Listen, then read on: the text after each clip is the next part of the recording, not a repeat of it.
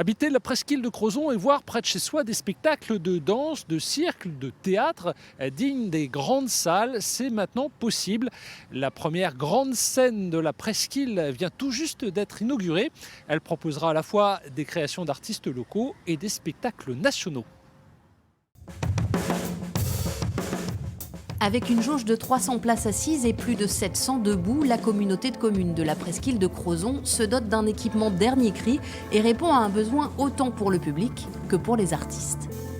On pense bout du monde quand on pense presqu'île l'été, mais l'hiver il se passe des choses, il y a beaucoup de groupes de musique, de peintres à Camaret, enfin, c'est la culture c'est très large, hein, c'est pas que la musique, donc il y a un cinéma aussi à Crozon, mais tout ça, une salle comme ça va permettre vraiment d'être sur un plateau, d'être sur scène et de pouvoir s'exprimer par l'art.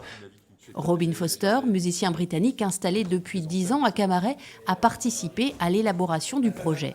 Pour moi, ça va devenir vite un lieu où les gens ils vont vouloir venir jouer.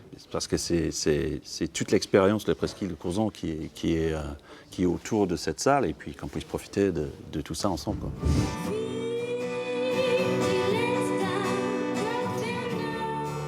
Des têtes d'affiche comme Miosek ou Clémentine Célarié sont attendues, mais aussi des artistes locaux comme Addinan qui a inauguré la salle ce week-end. Tout au long de l'année, des cartes blanches seront proposées aux acteurs du territoire. On se rend compte qu'il y a aussi un travail qui fédère aussi les artistes locaux, une manière de se réunir, de se rassembler.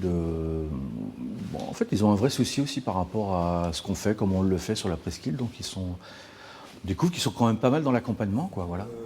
Cette nouvelle scène culturelle souhaite avant tout être complémentaire de l'existant.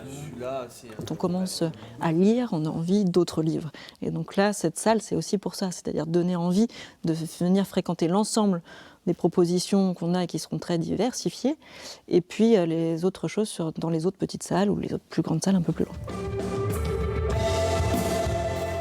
Après le quartz à Brest, il y a maintenant l'améthyste à Crozon, un signe de plus que la culture est précieuse de chaque côté de la rade.